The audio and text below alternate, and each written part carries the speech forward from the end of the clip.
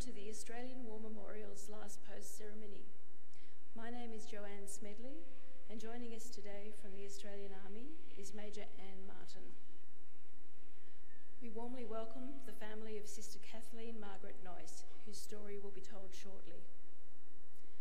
We are honoured to acknowledge Lieutenant Colonel Joanne Eichen, the Director of Defence Force Nursing, representatives of the Australian College of Nursing and the Australian Nursing and Midwifery Federation who are joining us this evening.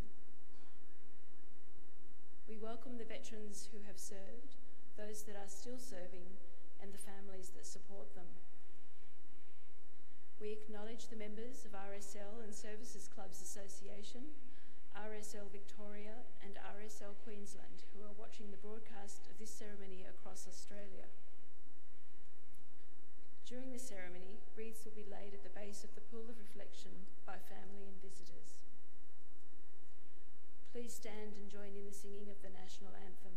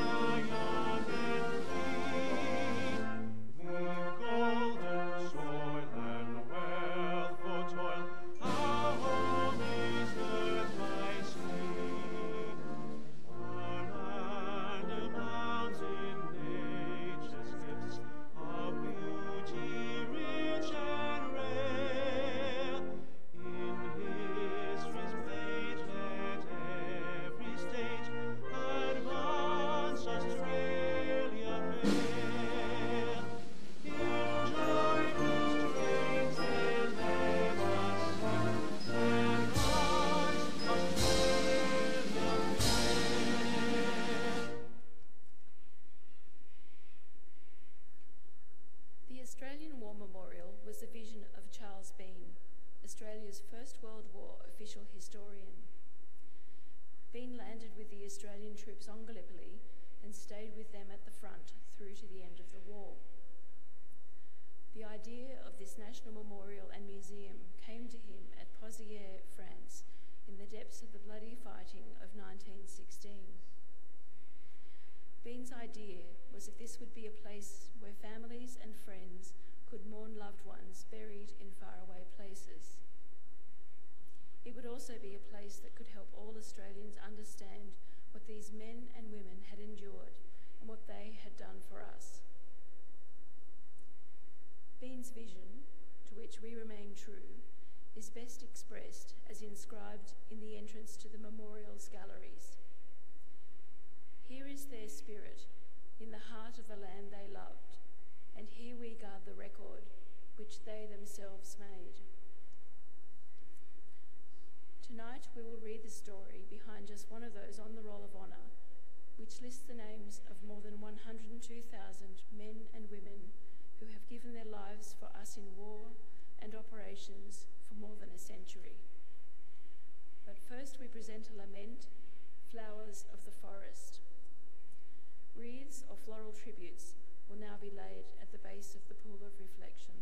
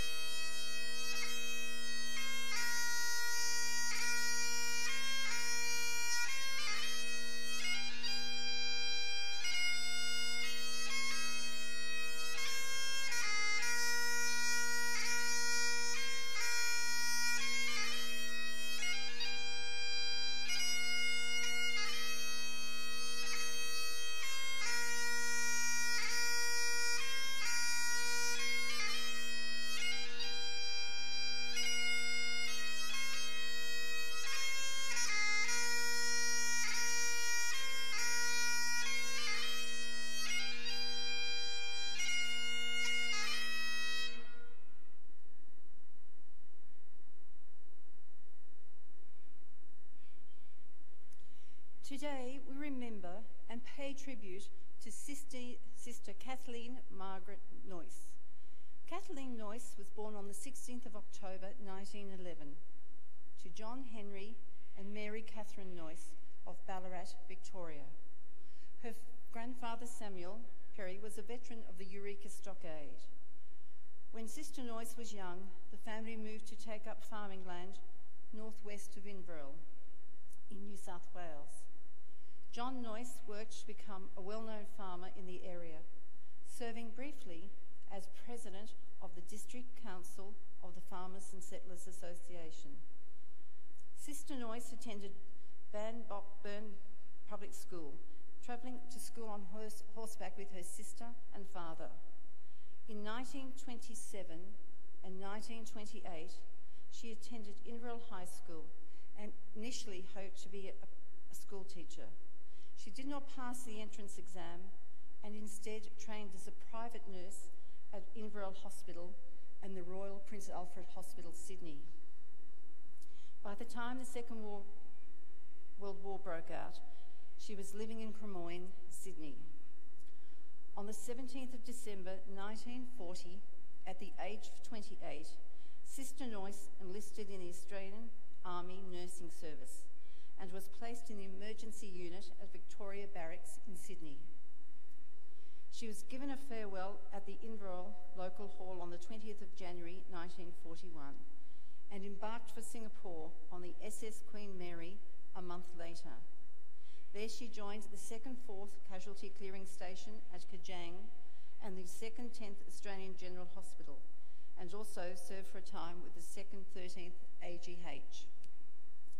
Sister Neuss was working on Malay Peninsula when the Japanese attacked Pearl Harbor in February 1942.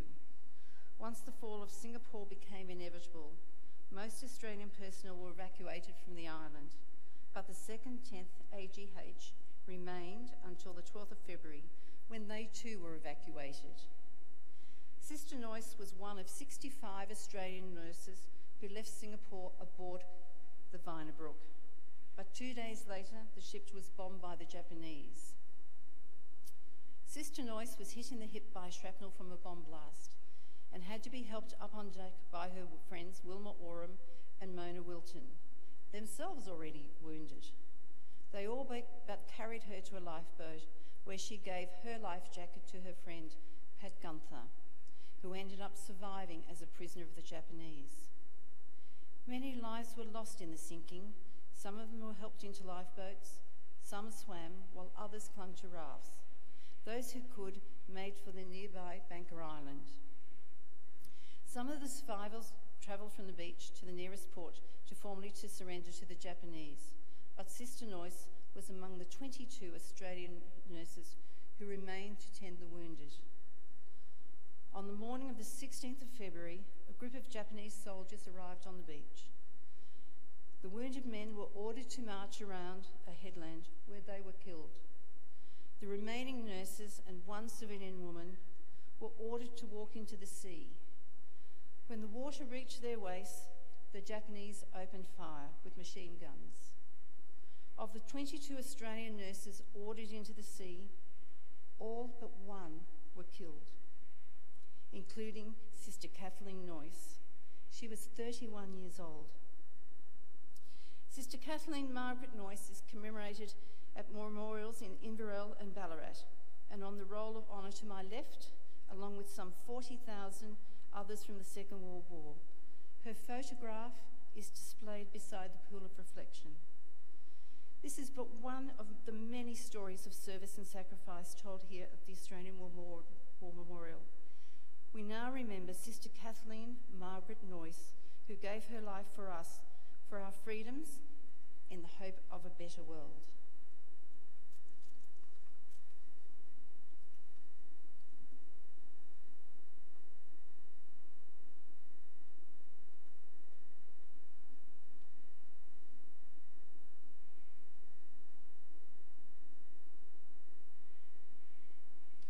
We shall grow not old as those that are left grow old.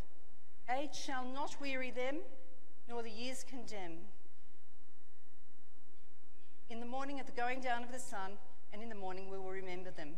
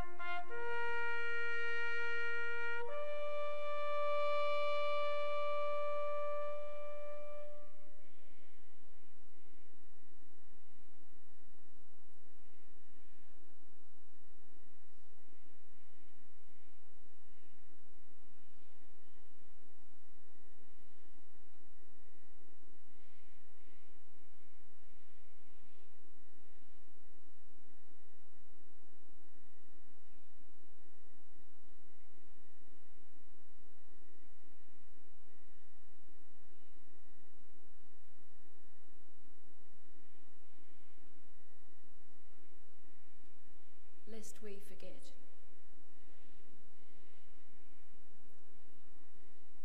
We leave you this evening with the words of the memorial's founder, Charles Bean. Many a man lying out there at Pozières or in the low scrub at Gallipoli with his poor, tired senses barely working through the fever of his brain has thought in his last moments, well, it's over. But in Australia, they will be proud of this. Ladies and gentlemen, girls and boys, that concludes the last post ceremony. We thank you for visiting the Australian War Memorial and wish you all a very good evening.